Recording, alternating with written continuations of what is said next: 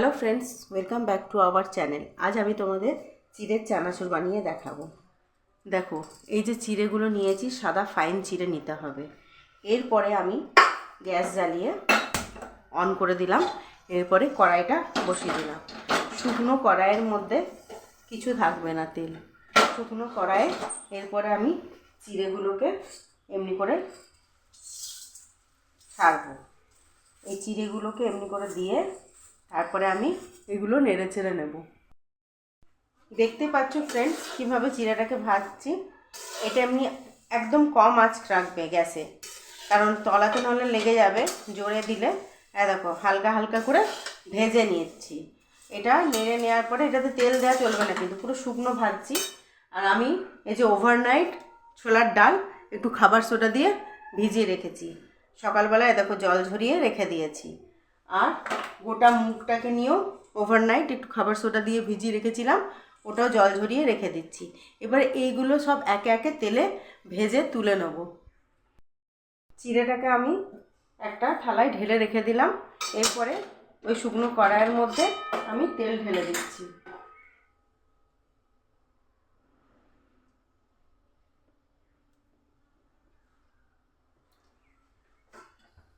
তেলটা গরম হলে একে একে সব ভেজে তুলে রাখছি একটা থালায়, তারপরে দেখাচ্ছি কিভাবে করছি। দেখতেই পাচ্ছ তো তেলের মধ্যে কিভাবে আমি ভাজছি। প্রথমে আমি ছোলার ডাল যে ভেজানো ছিল সেগুলোকে আমি ভেজে নিলাম।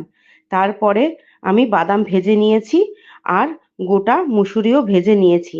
এইগুলোকে সব একসাথে ভেজে আলাদা আলাদা করে ভেজে নিয়ে একসাথে আমি একটা থালাতে তুলে রেখেছি। এরপরে যে তেলটা থাকবে সেটার মধ্যে গোটা জিরে দিয়ে দিলাম ফোড়ন হিসেবে। গোটা জিরে দেওয়ার পরে সেটাকে তেলে একটু নেড়ে নিচ্ছি। এরপরে কতগুলো তেজপাতা দিয়ে দেব। আর তোমার বাড়িতে যদি কারি পাতার গাছ থাকে, আমাদের বাগানে আছে, সেহেতু আমি কারি পাতা দেব। যদি কারো না থাকে তুমি অন্য কিছু তেজপাতাও দিতে পারো। এরপরে কালার আনার জন্য আমি হলুদটা দিয়ে দিচ্ছি। একটু হলুদটা বেশি করে দিয়ে আমি একটু নেড়ে নেবো, যাতে হলুদের কাঁচা গন্ধটা না থাকে। এরপরে কারি পাতাটা দেখো দিয়ে দিলাম। এবারে কারি পাতাটা দিয়ে দিয়েছি। এরপরে তুমি ওটাকে ভালো করে একটু নেড়ে নেবে। নেড়ে নেওয়ার পরে এরপরে আমি খুন্তিটা দিয়ে একবার ভালো করে নেড়ে নিচ্ছি। এরপর আমি চিড়েগুলো এবারে ওর মধ্যে দিয়ে দেব। দেখো কিভাবে নেড়ে নিচ্ছে। আর যে চিড়েগুলো দেখবে শুকনো যে ভাজবে না, হাতে দিয়ে একটু নেড়ে দেখবে মুচমুচে হয়ে যাবে। এরপরে চিড়েগুলো সব আমি ওই কড়াইটার মধ্যে দিয়ে দিচ্ছি তেলটার সাথে।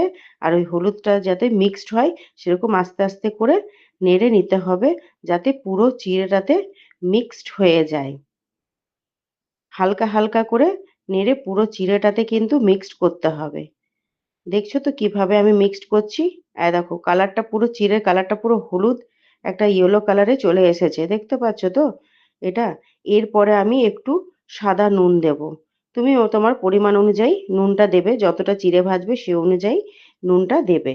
এরপরে আমি সাদা নুন দেওয়ার পরে একটু বিট নুন দিয়ে দিচ্ছি।